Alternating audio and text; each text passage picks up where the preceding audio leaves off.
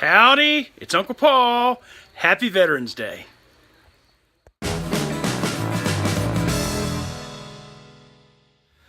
Okay, well, a few minutes ago just finished walking around the church building, mile and a half.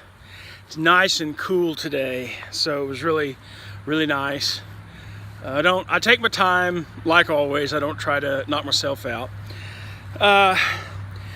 One of the things I did this week, not a whole lot happened this week, but I did cut back on my meat some, and I'm going to continue to do that into next week as well, just my protein, and try to get in a few more vegetables and a few more fruit. The fruit, mostly berries and stuff, that has less sugar, and the vegetables, the greens, more of the lettuce, the dark lettuce, and asparagus, green beans, avocados, although those technically are not vegetables. But anyway, also, as far as using my MyFitnessPal, I'm still kind of struggling with it to some degree, and that's one reason I'm trying to simplify what I'm eating a bit, because it's difficult when you're counting calories, when you like making casserole type dishes or dishes with a lot of ingredients all mixed together.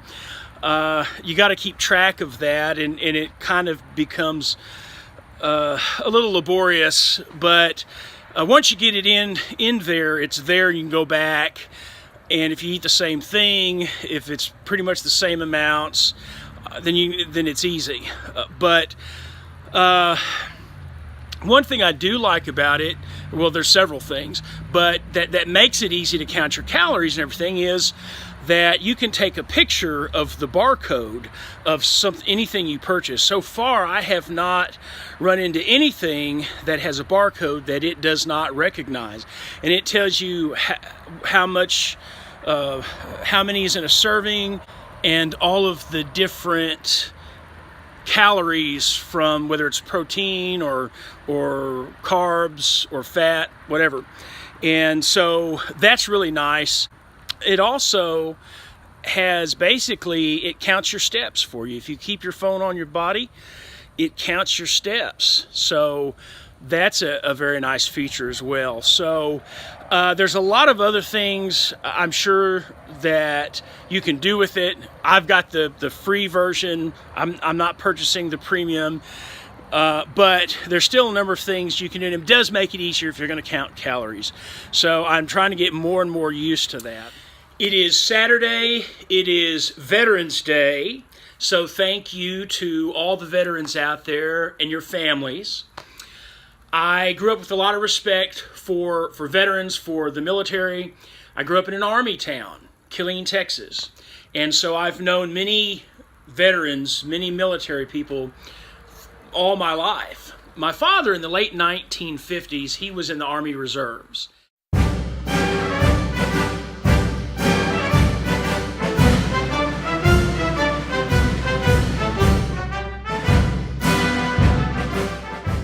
And by 1960, he had his own business and he had a family. And so, thankfully, by the time he might have had to serve and called to serve in Vietnam, he was not really eligible for the draft to be called up for those reasons. I also had other members of my family who have served. My Uncle Bill, my dad's older brother, who was substantially older than my dad, he served during World War II in the Merchant Marines. The man on the right was my Uncle Bill.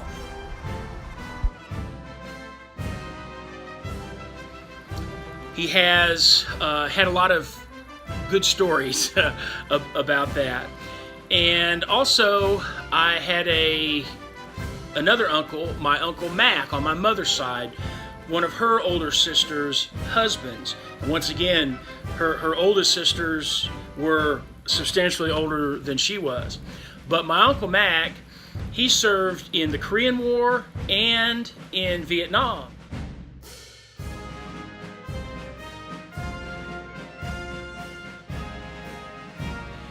And he had told me a very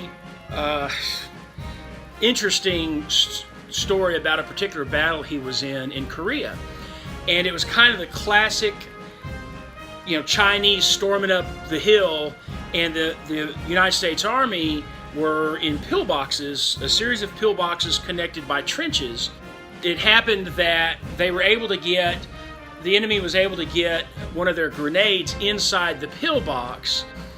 So the grenade went off, and my uncle's leg was damaged. And I remember up until the day he died, really, I think, and I saw this a few times over the years, the shrapnel that was in his leg would gradually work its way up and come out of the skin, and he'd just kind of pick it out of his skin. I have a cousin, Ray Lee, and he served in the military during the time of Vietnam.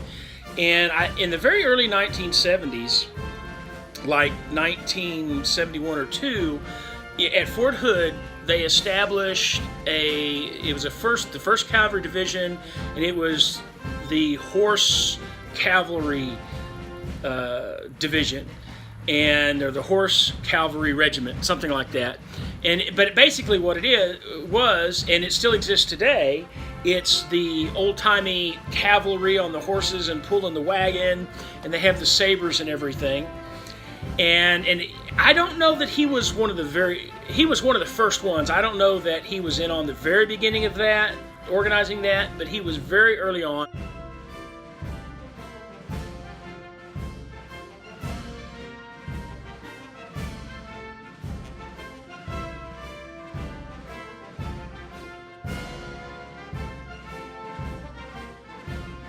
One of the things I'm thankful for, of course, is for their service, the courage that they displayed, but also just being good people and hardworking, productive people in society, being good examples in that way. So they were always people that I've admired my whole life. And so I'm thankful for that. Thankful once again for all the veterans and all those who are still serving currently, who are in active service today.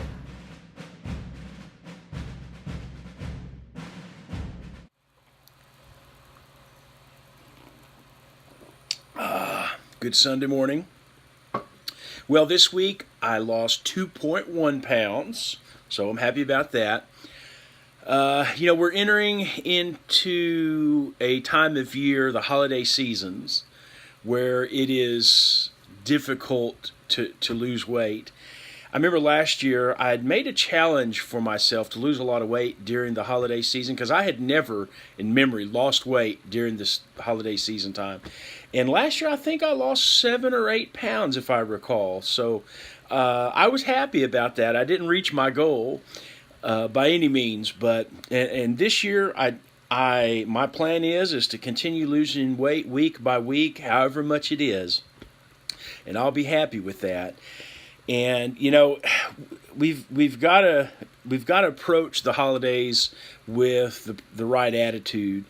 For me, I've just got to think that no one forces me to eat things I shouldn't eat.